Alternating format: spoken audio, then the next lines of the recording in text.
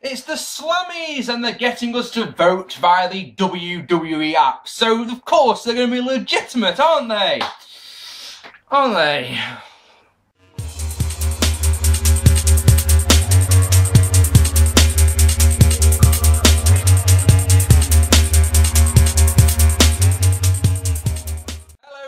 Gentlemen, welcome to these. These are going to be some more Raw thoughts, and it's a special Raw tonight, is it not, ladies and gentlemen? Tonight, we're going to be looking at the Slammy Awards. Oh yes, they only happen once a year, so it's a special night. Now, before I go on, I was going to do my own version of the Slammies. Last year, I did Mark P's Wrestling Awards 2012, and basically, in that, for about half an hour, I went through all my highs and lows of British wrestling in 2012. Now, I was planning on doing that tonight, as well as my Raw review, because I wasn't planning on attending any more shows this year. I've been to 29 shows this year. I was going to leave it there, and we'll do the Slammies. But in the last 24 hours, it looks like I'm going to Future Shock on Saturday. So it wouldn't be fair to do these awards, because it's the match of the year and the show of the year could change at Future Shock. So we'll do them next week, alright? So, let's talk about Raw. So, after Michael Cole tells us how to install the app, because I just don't know, damn it! Daniel Bryan defeats Fandango in a surprisingly decent match, believe it or not. Just need to point out, apparently, a lot of Slammy Awards went down on WWE.com. That's nice. Don't care. So, yeah, surprisingly decent match, actually. This one, decent length, had an advert break in the middle. Fandango looked alright. I mean, there's never any doubt that Bryan was going to get the win, unless the Wyatts interfered. But they didn't. But after Daniel Bryan had got the win, Bray Wyatt somehow managed to hijack the Titantron again. I don't know how they do that. Appears on the Tron, vows to prove to Bryan that Bryan is a monster, and Bray will take his pain away. He says, "Join me," and then goes off. And Bryan leads the crowd, who are from, we're in Washington. We're just down the road from Daniel Bryan's hometown, for goodness sake. Yeah, Bryan leads us all in a no chant. It could be a good match on Sunday at TLC. 2 3-on-1 matches on one show is my big worry. Yeah, so next, King and Booker T out. They're the hosts of the show tonight. They bring out the first award. It's the Laugh Out Loud Award, the LOL Award. And it's presented by the New Age Outlaws, who are in pastel tuxedos, a la Dumb and Dumber. Pretty certain that Kaz and Christopher Daniels did this on TNA. Was it last year? Bobby Roode's Hall of Fame induction fake thing. They dressed like that night, yeah. So it might be taking the piss. It might not have realised. One of the two. You can just imagine it now, can't you? Just imagine the New Age Outlaws going, do you know, I've had this fucking clever idea for the fucking Slammies. How about we wear the same colour suits as in Dumb and Dumber? And no one's gone, guys in TNA did that. They went, oh, genius. Pastel suit. Anyway, yeah, they can't talk about, they can't say suck it. And the idiots in the crowd are chatting one more match, even though when the WWE was over in the UK, I think it was in April, yeah, New Age Outlaws wrestled in a match, so, whatever. Yeah, none of the votes are actually funny at all. And the one that actually gets is The Rock. Oh no, that's the thing. We don't. This is the thing. We don't get to see who it is because Santino's got to make his entrance. Then we've got to have an advert break. Then we've got to have the results. So it's like we're all voting on our app during the advert break. Why have Santino make his entrance? I don't get that. Anyway, the winner is The Rock. His rock concert where he sang at Vicky Guerrero. It was pretty funny. I'll give you that one. I'll give you that one. Incidentally, no, that's 30 minutes into the show. Believe it or not, I've written 2 paragraphs. Santino loses to Damien Sandow after You're Welcome. Big E does commentary. On commentary, he just comes across as a nice guy. And you're like, Damien Sandow's a great competitor and he deserves everything he's got. Like, that's not the type of thing you say about a heel, do you? Anyway, the point is they have a bit of a stare-off and they're fighting at TLC, which is this Sunday. I thought it was next Sunday, to the point where I had to ask on Twitter, guys, when's TLC? This Sunday? Is it real? It's like, God, I can do a TLC and a Future Shot review in one. That's happy. So, the Shield present Double Cross of the Year. They look pretty nice, don't they, in their suits? Interestingly, that Roman Reigns is talking and he gets cut off by Dean Ambrose, and the look that Reigns gives him is fantastic. It could be nothing. It could be nothing, but at the same time, that could be a nice little seed. Shawn Michaels wins the Double Cross, I would have given it to Mark Henry personally for his retirement thing, but that's just me. Shawn Michaels, of course, a promo that's quite healy, to be honest. I liked it, don't get me wrong, I loved it, but, you know, saying that, yeah, I retired 4 years ago, and now I get the double cross after all the people I double crossed over the years. Funny stuff. We see a graphic. This is superb, yeah. We see a graphic for the 2000. It says it's the 2012 Slammys. That's funny. Miz defeated Kofi Kingston in a short match, and then because it's 50-50 WWE booking, Kofi immediately hits Trouble in Paradise on Miz. yeah, to get his heat back, I suppose. Pointless match. Absolutely pointless match with a pointless feud. Eve Torres is back. I haven't missed her at all. I've lost my place. She presents Diva of the Year, but not before the 8 men of the next match have all made their entrances, and we've had an advert break, so you, the fans, can vote on your app. And the thing is, if the fans are voting on their app, right, why the fuck did they vote for the Bella Twins to be Diva of the Year? I don't understand that at all. I mean, I haven't even got a problem that she's a heel. It's just no one seems to like the Bellas, and AJ Lee's ridiculously popular. But no, the Bellas are Divas of the Year. I mean, that's ridiculous. Goldust, Cody Rhodes, Big Show, Rey Mysterio, and yeah, that's it actually. Defeated Antonio Cesaro, Jack Swagger, Ryback, and Curtis Axel in an alright match. Decent enough. Not going to go wrong with that many people in there. And then Michael Cole shows us how to download the app. Again, despite only doing it an hour ago.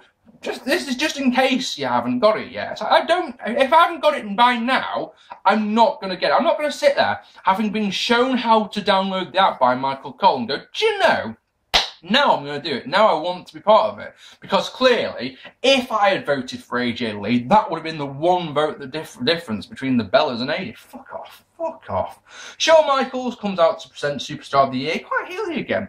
While we're voting for Superstar of the Year, Sin Cara makes his entrance, which is daft. We get an advert break. We get to find out, yeah, that's the thing.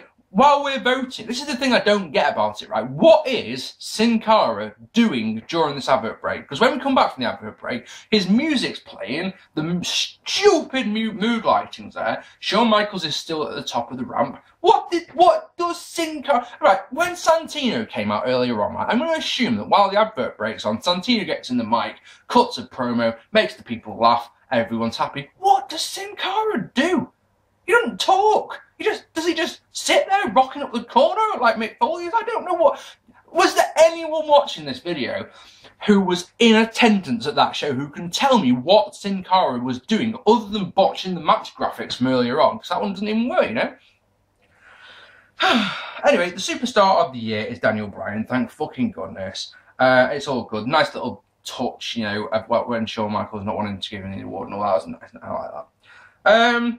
Sin Cara defeating Alberto Del Rio again.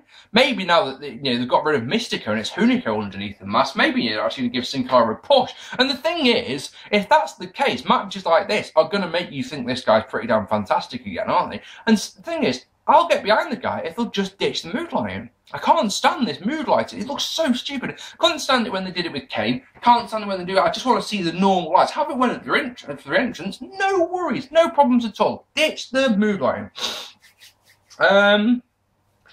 Primetime Players presents the Audience Participation Award. Daniel Bryan wins that with the yes, yes, yes chance. Brodus Clay beats Xavier Woods in less than a minute and then batters him after the bell in a nice little touch. Tensai isn't happy about this, and the Funkettes, is that their name? The Funkadactyls, Brodus Clay, yeah. The Funkettes on the outside, they look like disturbed by what he's done as he's walking up the ring, walking up the ramp. Brodus Clay saying, I'm a main event player. No, you're not. You would have been if you'd stuck with the original Brodus Clay gimmick before you became the dancing idiot. How's that sound? How's that sound? Miz presents Insult of the Year, looking like a complete doofus. Punk makes his entrance while we vote, obviously. Again, what does Punk do during the advert break? Stephanie McMahon dissing the Big Show wins Insult of the Year. Big chorus of boos to that, proving that no one in the audience voted for her. You know, again, why have us voting on the app if you're not going to count it? It's so stupid. It's really like, we've got people who want to vote, who want to give it to, so just fuck off the voting bit. If you've got people who you want to give these awards to, just give it to them. No? Punk then defeated Dean Ambrose in a really good match, probably the best match of the night. In fact, there's no probable else about it. It was the best match of the night. Shields is told to stay out of the match, which is a nice little touch again, because we'll be showing a few seeds of destruction, decimation. No, what's the word? Not a clue. There's a word in there that's probably really, really good that fits. Decimate? Oh no, there's a word in there. I can't remember what it is. Yeah. Shield was told to stay out of the match, and Punk's selling in this one is fantastic. His selling the ribs is just absolute. I was told when was it? On Saturday, I got a message on Facebook saying, "Have you heard about Punk? Apparently, he's got really banged up ribs. All good, you know, sells the rib beautifully. Wins with a go to sleep. Yeah, we went 17 minutes. This one, so it had a nice slow build, great finish. Happy day. Oh, and Roman Reigns gets a spear in after the bell because he can. We get a nice little video package of former champions talking about what it means to win the championship. We then go to Booker T and King. King makes a joke about having his heart attack. So, if he's allowed to do it, I guess it's all fair game. Now, if he's allowed to joke about it, we all are. How's that sound? They introduced Mick Foley to present Extreme Moment of the Year, but not before the Usos and the Wyatt family have made their entrances. No idea what the four men who are having a match do while the advert breaks on. What do they do? Someone tell me. CM Punk battering Heyman on top of the cell is the most extreme moment of the year. CM Punk makes some funny good things. He wants to thank Paul Heyman for being such a good target. That made me chuckle. Wyatt's defeated Usos. Decent little match, I think. Rowan, I think it was Rowan hitting a massive discus lariat on an Uso to get the win.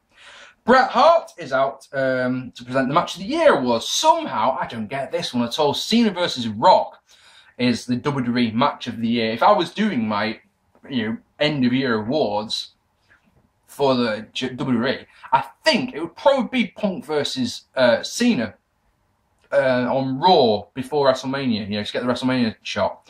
I think that's the match I'd give it to, because that was stunning. I mean, absolutely fantastic match. Not this one, though. And then Natalya defeated Tamina Snuka, who is the daughter of Jimmy Superfly Snuka. Did you know? I didn't. In less than 2 minutes, which is a massive, massive letdown. Having watched NXT last week and seen Natalya versus Paige in a really good match, yeah, this was shit. And this is why one of the reasons why I watch NXT, because I'm actually interested in the women who are wrestling there. And then we have 20 former WWE and World Champions in the ring. Crazy to remember that Callie and Swagger both held the World Championship. I'm actually impressed that they remembered that. Triple H tries to talk, but the fans only want one thing. Yeah, one thing and one thing only. Massive, gloriously vocal Daniel Bryan chants. Massive. I mean, absolutely massive. To the point where Daniel Bryan just starts laughing because of it. And you can see that a couple of the other wrestlers are laughing as well. Very, very, very funny stuff. Triple H tries to save it with, "That's a lot of family you've got, Brian. I should have guessed they all look like you." No. Orton comes out, Cena comes out. Cena wants their belts. Oh, sorry, Triple H wants their belts. The crowd are only interested in one thing, and that's Daniel Bryan chants. And then boring chants when Orton starts talking. And the thing is that what Orton's saying is actually quite good. He comes across as a bit of a dick. Obviously, he's a heel. But the thing is, when he's talking about how he took years off Mick Foley's career, or Mick Foley's life, that was good. When he was mocking Shawn Michaels, that was good. I like that. Cena does what he should do, really, and that grabs Daniel Bryan, that gets the yes chant going. He says Bryan earned everything while Orton has been sheltered by Hunter and Steph. I've got to say, right, Cena is awesome when he's like this. I don't care about Cena who comes out and gives kiddie insults and implies that you're gay or anything like that. Cena, when he's fired up and when he's angry like this, is untouchable, I think. He really is fantastic. Really, really lays into them. He talks about little things like giving Dolph Ziggler a chance, giving Punk a chance when he's out on his way out of the company, giving Daniel Bryan a title shot and Daniel Bryan winning. All good, that's the type of shit I like. Anyway, the belts I've put up, they're about to be raised up. I don't know why, because Raw isn't in the same building as TLC. So why they're raising them up above it, unless WWE thinks in crazy quasi-WWE world that every arena is the same. So because they were raised up on Raw, they are therefore still in the thing. We're in Washington and TLC's in Houston, but I don't know. Anyway, the point is that they shake hands, Cena and Orton do, and then it all kicks off, and it's fucking brilliant to watch. This is the best part of the show. The last couple of minutes are the best part of the show, in my opinion. First off, Orton whacks Cena, and then when Orton is being held back, he whacks Punk. Punk gets a few shots in before Triple H pulls him off. Good move, Hunter, that is, because that means that Punk can whack you back. So, because Punk is whacking Triple H, his best friend Shawn Michaels gives him sweet chin music. That, of course, leaves Shawn Michaels wide open. Daniel Bryan, why the fuck not, hits him with the knee that beats Cena.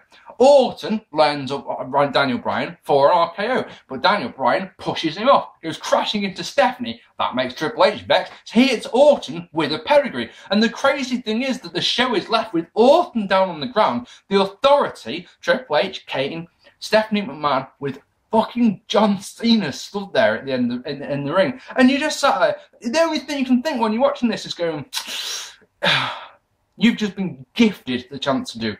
If it was written like this, genius. Here's your chance. Do the double turn. Right now. Do it now.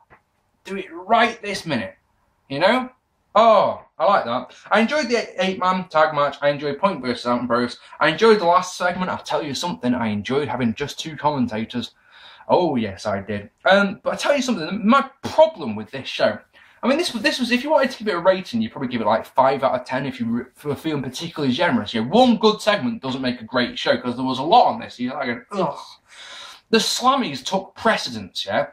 I thought, remember I said before, I thought TLC was next week because I just couldn't see them giving a whole show when it's a week. I mean, this is the go-home Raw for TLC, and they devoted the majority of it to the Slammies. I mean, the impression I get, they did do some stuff for TLC. You know, the 3-on-1 matches and the Intercontinental Championship match and the title match, but it just felt like TLC was at the back of their minds other than the title match. Does anyone else think that? That's the biggest overriding impression that I got coming from this show. Anyway, ladies and gentlemen, I'll be back on Thursday. I'm going to do you an NXT review. On Saturday, I'm going to do you a Vengeance 2001 review, because I think that's quite fitting, because we've got a unification match on Sunday, so why not talk about the original unification match, the one that happened at Vengeance in 2001. And then, of course, I'll be reviewing TLC next week, Future Shock Underground 3, and, you know, Raw next week, yada, yada, yada. And, of course, my BritWrest Awards. So, plenty to look forward to on this channel. Don't forget also, of course, I'm going to be doing a 1997 Heaven episode of In Your House Degeneration X, which I remember being utterly shit. So, got that to look forward to as well. Plenty still to come this year. Thank you so much for watching. I have been Mark P. Hit the like button, hit the subscribe button if you haven't already, and I will see you all in a couple of days for NXT. Take it easy, guys.